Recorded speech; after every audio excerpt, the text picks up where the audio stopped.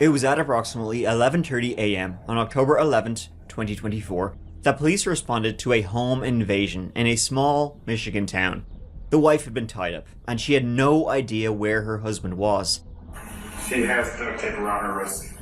You were here last night. GT on the truck. She said they were here last night. Looking for a gas leak. In fact, I was really unusual. We wouldn't let them. Okay. He would soon be found in the basement. Can I call the big one? No. Setting off a multi-state manhunt and a chase for a string of CCTV footage, which documented every step of this horrifying crime. Hey you, and welcome. My name is Mike. And in this old video, it all began, right, with two dumbasses and a plan. A very, very stupid plan. Very, very bad one. The gruesome twosome knew someone had money and would do whatever it took to gain access to that money. See, Sam Murray was his name and jewelry was his game. Unfortunately, two other men had a very different game in mind. Charades, including dressing up as utility workers. Porkchop and Dipshit's plan worked for a bit, but the consequences of that plan were about as horrifying as they come. Yeah, this one is interesting, and by interesting I mean just wild. And what? Yeah. But before we get into it, please subscribe to see new stories from the dark every single week. Now, you and I, let's give it a go. Head north of Detroit lies this little old city of Rochester Hills, Michigan. Lots of houses there, sort of scraping the bottom of the barrel. Not much else there, if I'm being honest. So how about we just get to, what we're gonna get to. It was the night of October 10th, 2024, and at a house, 3730 Newcastle Drive, Rochester Hills, there was a knocking at the door. The house was the home of Sam and Linda Murray, and knocking on the door were two DTE, which is like the Detroit Utility Company, two DTE workers. They were knocking on the Murray's door this late night, claiming, sure, there's only a gas leak in the area, and not the gas leak you get after too many Guinnesses.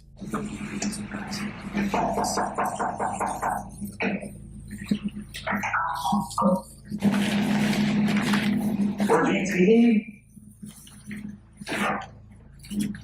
We're trying for gas leaks? Just from there. And the front door. I don't know. It's GT. DTE. That's kind of late. They were guys who were coming around. Now, Sam and Linda, though, older folks, and they were a little bit suspicious of the timing of the call. This was at like 10 p.m. You might say they were paranoid, not keen on letting anybody into their home. Even though these two men, they had IDs, the Murrays thought this was weird. It's too late, not today, thanks. They sent them on their way. But they would return the following morning because they were determined to check for a gas leak. Guys, there is no better time than the start of a new year to begin taking care of yourself. For me, that means planning out the next few months, starting fresh and knowing what I can rely on. Some medical issues I want to deal with, nip in the bud, including maybe having surgery, which yippee. Moving city, that's a strong possibility for me, and something I want to be sure of is having proper medical care. And it's not always easy, right? From being put on hold, to wait times, to finding a doctor you can trust. How many times have we all put off getting our health checked simply from fear of being judged? Like a week ago, right, I had to call up the GP, but they didn't have any availability for days, and I was in quite a lot of pain and didn't really want to wait a few days. But I felt like I had no choice. You want to start off the new year with a blank slate without having to worry about wait times, who will take your insurances, and without having to book appointments with weeks in between. And what if you're traveling? You're visiting family, you're on vacation, and a medical issue arises. Your own GP could be hundreds of miles away, and you need to see somebody now. Well, with ZocDoc, this video's paid partner, they can put you in touch with a doctor that's right for you No hassle at all. ZocDoc is a free website that helps you find and book high-quality in-network doctors so you can find someone you love. We're talking about booking in-network appointments with more than 150,000 providers across all 50 states. Whether you're looking for dermatology, dentistry, primary care, eye care, or one of the other 200 plus specialities offered on ZocDoc, you can easily search by speciality or symptom to build the care team that's right for you. As somebody who travels a lot, especially to the States where, my own GP is hundreds of miles away, knowing ZocDoc is there if I need to see somebody, it's a huge weight off my mind. And with ZocDoc, you want to see a doctor in person?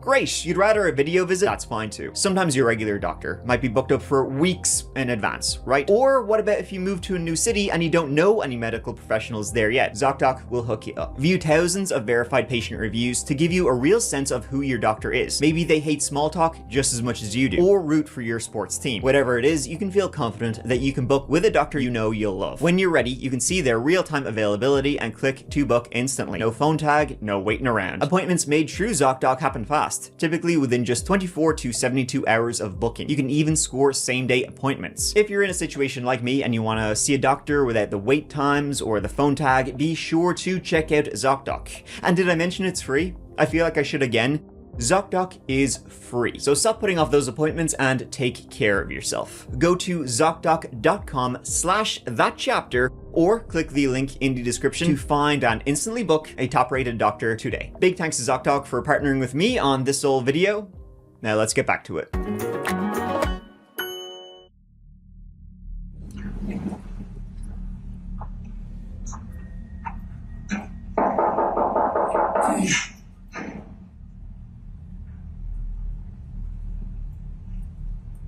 How you doing today, sir? Good, alright. I'm alright. So, you want to read? You have my pen and book. Just to give us consent to check the inside of the home. It was the very next morning that the police were called about reports of a robbery, a home invasion, and an assault. They didn't know it yet, but it would be a hell of a lot worse than that.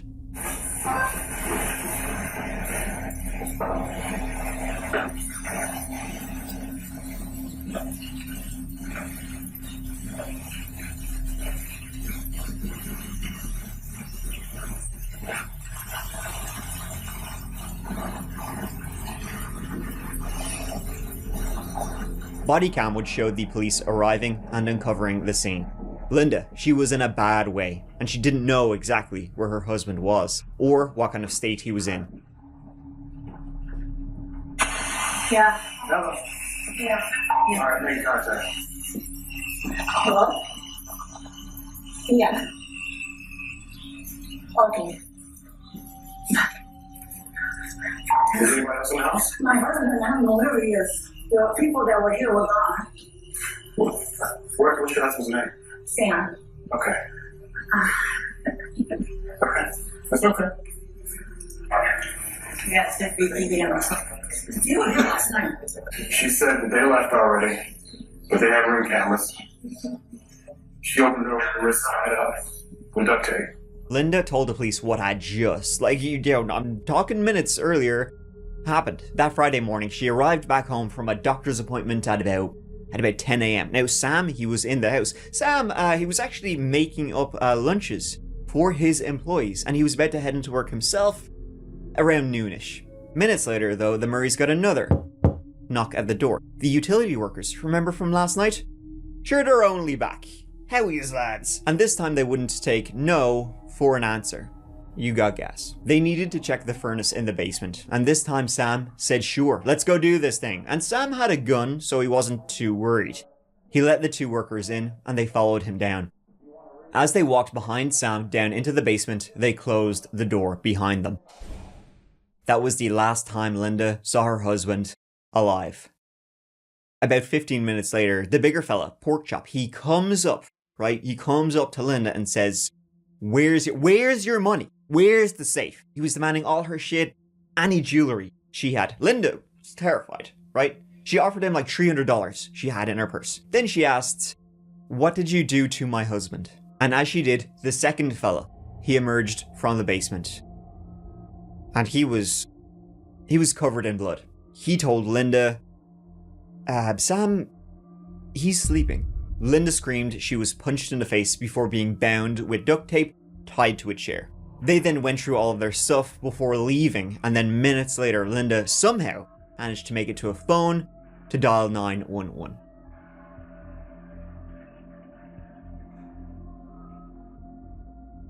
I got blood on the wall and the handle or rail. Okay. To the basement. Sam was found dead in the basement. The cause of death was blunt force trauma. He had been beaten to death. The two men had followed behind him as they went through the basement, disarming him and murdering him. And all in all, the men had left with some cash, Linda's phone, her Apple Watch, and some jewelry. Jeweler Hussein Sam Murray, 72 years of age, lived in that house with his wife, Linda Murray, also 72. She was his wife of 54 years. Hussein, he went by Sam, he was originally from Lebanon, and with Linda they had 3 boys, Abdu, Mohib, and Rahif. And they also had 11 grandchildren, if you can believe that. That's a lot of grandchildren, I think. Sam was described as a man with a heart of gold, and he ran 2 businesses, a pawn shop and a jewelry store. Gold and glitter jewelry. And that was the very reason for this horrific home invasion. They hadn't randomly shown up the house. It was targeted and planned for over a year. Planned, but done, terribly. I think you'll agree. The wounds to Sam were, like, horrific. He had been viciously beaten and beaten. His hands had been duct taped and zip tied. He had duct tape wrapped around his head multiple times, as well as his legs. His face was covered in bruises and lacerations. His jaw was fractured, as was his hyoid bone, the bone in your neck, that was broken in 2 places. His throat had been crushed, likely by somebody's boot. Shocking and brazen. 2 suspects accused of murdering a 72-year-old man in his own Rochester Hills home, tying up his wife, and they got in by posing as a DTE crew. Sheriff Mike Bouchard says what they did to this man is unbelievable. We're not sure exactly the cause, quite frankly, because there was so much blood. We're not sure whether it was any kind of gunshot or blunt force trauma or what caused his injuries at this point. A 72-year-old man murdered in the basement of his home on Newcastle Drive in Rochester Hills. His wife tied up with duct tape upstairs. The 2 suspects on the run. Oakland County Sheriff Mike Bouchard says they got inside by posing as DTE workers with a fake placard on their truck. They said there was a gas leak. They were allowed in. He went with them downstairs to check if and where the gas leak may be, the alleged gas leak, and then she didn't see him again. Sheriff Bouchard says after the victim was murdered, the 2 suspects searched the home for about 20 minutes. Police do not yet know what may have been taken or what the suspects were after. We do know the victim owns a jewelry business in Wayne County. Lots of times when people are small business owners, they become a target for assets or cash that sometimes they may bring home. We've seen that in some of the high-end burglaries. So that's a possibility that we're looking into as well. The media was quick to the scene to cover this, and the authorities, to try and get a move on with this investigation, released the Ring camera footage from when the 2 suspects had arrived the first night, when they were refused entry. And even with the disguises, the obviously fake disguises, Porkchop was recognized. When you're that big, it's hard to not see you. Like, as the footage was put out, somebody literally did the DiCaprio meme, that fucking thing. Suspect number 1 was soon identified as one Carlos Juan Hernandez. See, a guy named Brian had contacted the police saying, sure, I know him. Sure, that's old Carlos there. What's he up to now? Oh, that's what he did. Shit. He identified him as the man in the footage, and soon the hunt was on. But who and where? The shit was Carlos. And the thing was, this Brian guy, he also recognized the other fella, the suspectro numero 2, the other guy in the footage, right? Sure, that's old Joshua. Brian recognized him because the other suspect had a distinctive walk, and he had seen him every single day because, shit, Brian was his ex-supervisor. The other suspect was Joshua Zuazo, still wearing the same clothes from his old job. And it's not surprising that Joshua would be Carlos's accomplice, seeing as how they were both, childhood friends, and both had a long history of doing sick shit. By the way, the ex-supervisor, who was the one who was able to identify who the suspects were, He said he had fired Joshua, and when he did, Joshua got a little bit violent and threatened to murder him. So it's not that surprising he would go on and murder somebody. I mean, his nickname was Yogi, like the bear, so I mean, he had a bit of a reputation, which he tried to enforce further with his TikToks.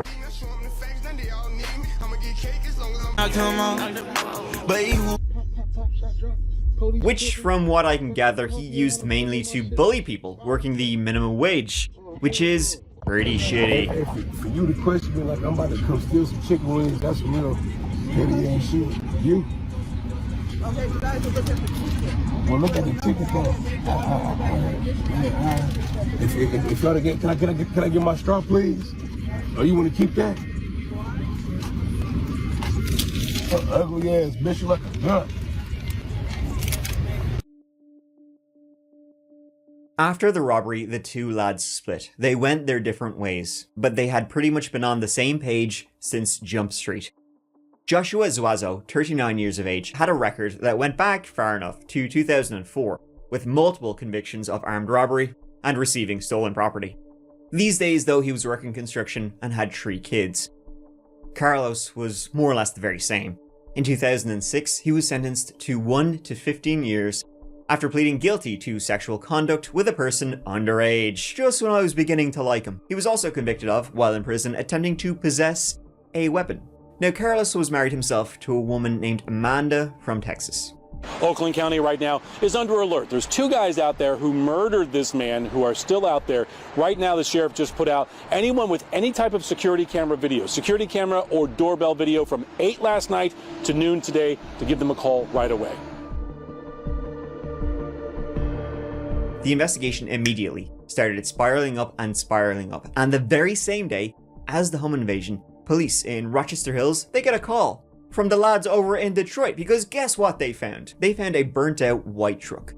Police in Rochester Hills had already put out a bolo about that truck because it was seen in the Ring camera footage at the Murray's home. The burnt out truck had a DTE license plate on it, so I'll hazard a guess it's probably the same one. Running the plate, it came back as stolen, so okay, well that was easy. Finding nearby CCTV footage, they found a car leaving the area, which was later identified as suspect Carlos Hernandez's car. It was sort of amazing what the police did next. To try and bring this to a close as soon as possible, they had a list of items, right, that the suspects had used in the home invasion. Gloves, a respirator mask that Carlos was seen wearing, duct tape, a few other kind of items, right? The high-vis, that kind of thing. So what the police did was they got a list of things known to be used in the crime, and they basically called around to a load of Home Depots saying, do you have any records of transactions where these exact items were all bought in a single transaction? Home Depot had receipts of those items being bought together and CCTV of people doing the buying. I mean, it's literally like that scene in Breaking Bad where, Walt says, don't buy it all in the same store. And don't buy everything in one place. Do it piecemeal. These dipshits did. Asher Jesus, look who it is. The lads are back. Yogi and Pork Chop Ahoy. I mean, as you can see, things didn't go great for old dipshit and dumbass over here. They were very easily tracked. Next, running Carlos Hernandez's license plates, it popped up at a Lowe's. Did you know that Lowe's, their parking lots, have license plate scanners? Well, you do now, because they were also seen buying more shit for the robbery in a Lowe's. This was the morning of the home invasion. I mean, it was all pretty straightforward tracking down these 2 men, Carlos Hernandez specifically. But what they didn't know was, where is he now? They knew after the home invasion, the truck had been torched. But what then? Well, Carlos had fled the area with his beloved wife Amanda and their kids. Just racking my brains. Where would he go? I'm wondering. Where would he go? I mean, they're not going to be sticking around. After all, the home invasion, it went horribly wrong. They had brutally murdered a man in his own basement and, tied his wife up after beating her to a chair. That wasn't kind of on the to-do list for the robbery. And then, oh, and by the way, robbery, kind of wink-wink robbery, because they got away with almost nothing. Kill somebody, they did do. Get lots and lots of money, they did not do. But where would they go? Well, that was actually kind of obvious as well. Amanda was from Texas. And if you go to Carlos's Facebook right now, It says he lives in Katy, Texas. If you're ever on the run, it's probably not a good idea to say where you live on your public Facebook profile. This is 37-year-old Carlos Jose Hernandez, behind bars in Louisiana, awaiting extradition to Michigan, accused of impersonating a DTE worker and murdering 72-year-old Hussein Murray. Carlos was pulled over at a traffic stop in Louisiana on the way to, well, you know. And more evidence was found in his car. A boot with Sam's blood on it. A shirt with Sam's blood on it. Jewelry was found in the truck, identified as Linda's. Boy, this one's just like a real whodunit. You'd swear they planned this robbery in crayon. Like, did they ask the dog for advice on how to pull this off? Sir, your name for the record? Carlos Hernandez. After being arrested in Louisiana and extradited back to Michigan, Carlos Hernandez faced a judge in Oakland County. You are charged with the following counts. Count 1, homicide, felony murder. That on or about October 11, 2024, did while in the perpetration or attempted perpetration of a robbery, murder 1 Hussein Murray. The felony for this is life without parole. And on the duct tape used to bind Sam on his body, both Carlos and Joshua's DNA was found on it. It's amazing how stupid these two dipshits are. In fact, a sign maker would even contact the police. Everybody was looking to help out on this one, which is good because of how kind of horrific it was. The sign maker had contacted the police saying he had made these magnetic signs with DTE on them, helping in their forgery, but he didn't realize. And when it came out that the suspects had disguised themselves as DTE workers, well, he didn't want to be associated and wanted to clear his name ASAP. Carlos had gone into his store 1 week before the home invasion to get the custom-made fake signs. Why am I taking all the heat on this shit? And I shouldn't be. Well, before we talked, so we were told that before that you didn't want to talk to police, and as our trying to get this changed, you now want to talk to us. Okay, and then you've never met us before. No one promised you anything to talk with us. Mm-hmm. Okay, and you'd be doing this on your own free will. Yes, sir. Okay, right. What I'm asking y'all is if I talk to y'all, is it gonna help me with the prosecutor? We can't make any promises. And ultimately speaking, right? You're gonna have to weigh this under your own judgment. And the way you kind of have to look at this is there are two frames of thought here. It's either number one, you're responsible for this, and quite honestly, you're even made out to be a monster on this. Who you telling? I've seen it. Everybody I've talked to tells me. And so you're playing the game of, I know what happened, I have a story to tell. What happened that led up to all this? Well, I know. Like, this is not just a day of, this is weeks of planning. It's not even weeks of planning, but I'm telling you what happened. It was, no. Absolutely not. If Joshua was the killer, how did all this go down? And this is where I need the prosecutor.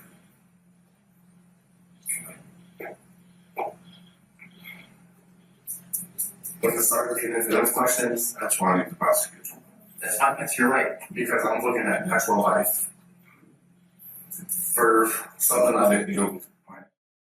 Joshua was arrested in Plymouth, Michigan, about 2 days after Carlos was arrested in Louisiana. Carlos's wife, Amanda, gave him up pretty quick. Speaking of Amanda, by the way, she's never been charged with anything, but it seems, police found lots of texts. Again, another nail in the coffin for Carlos and Joshua. They also found texts between Carlos and his wife, so it seems like she was very aware of what they were doing. Carlos's wife: turn your phone off when you're out there, just in case. Or you think you don't need to. I'm so nervous, but you guys seem to have it down, and I feel better now that you have a good getaway car. I'm still really nervous though. It's going to be okay. I hope we get enough money to buy a house. Me too, baby. Our own home. And Carlos and Joshua had been planning this for over a year. See, Carlos had previously pawned items to Sam. He'd been into Sam's pawn shop. In March 2022, he had popped in. In October 2023, a year before the murder, Carlos had been in there. He had pawned items for about almost $3,000. There was a 10-carat gold charm, Cartier glasses, a few kind of bits and bobs. So he was getting to know Sam pretty well. And the thing was, in Michigan, if you're pawning items, you have to give your driver's license and fingerprints. So when they had him arrested, they were able to work back pretty easily. Then in February 2024, Carlos went back to the pawn store once again, this time specifically to meet Sam Murray. He wanted to shake his hand. He wanted to have a look at all his Rolex watches.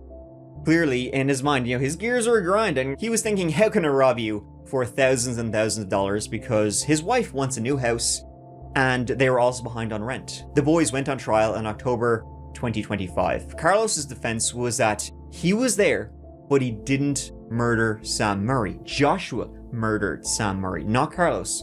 While Joshua's defense was he wasn't there at all, and it's a case of mistaken identity. Even though Linda would say she could totally ID him, she had in fact seen him without the mask at one point while they were in the house. Almost exactly 1 year ago to today's date, Linda Murray and her husband, Hussein Murray, were enjoying the life that they had built over 54 years of marriage. They had raised a family, they were enjoying their grandkids.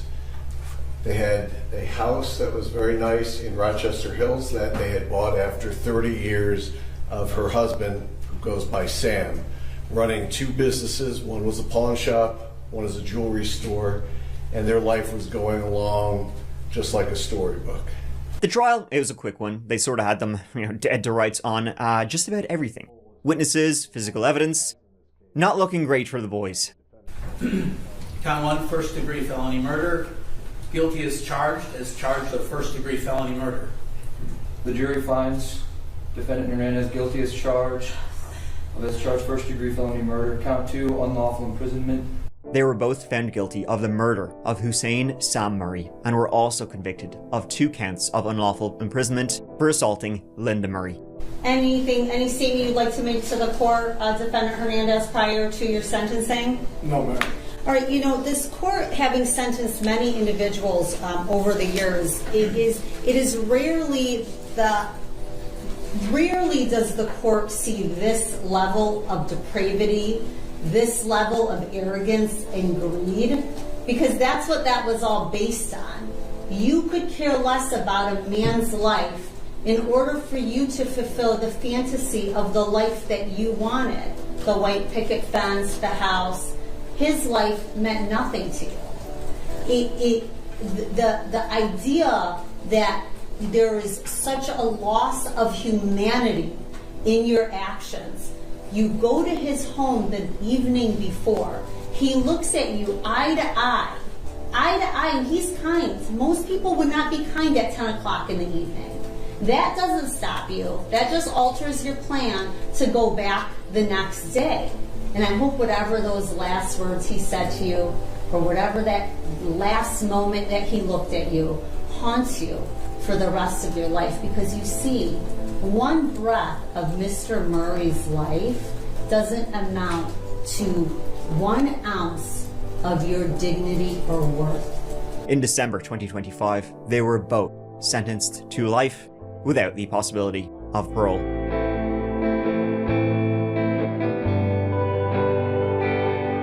And there you have it. That was the story of the home invasion and murder of Sam Murray.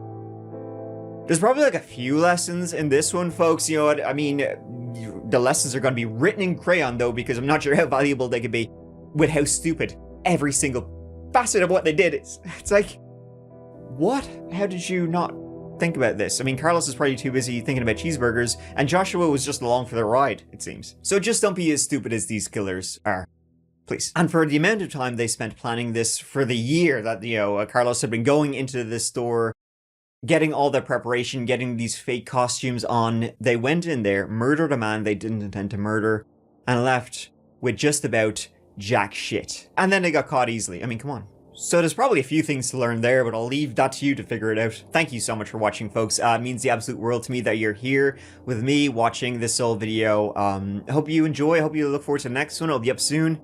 So give it a go. If you're looking for some more of that chapter, you get the Patreon, $2 a month, early access, ad-free, all videos, Discord there, exclusive videos there, or you can check out the That Chapter podcast. Brand new podcast exclusive episode every Monday, and then the audio from the videos are on Fridays. But how about you just do you? Take care of yourselves. Because I love you. Mike out.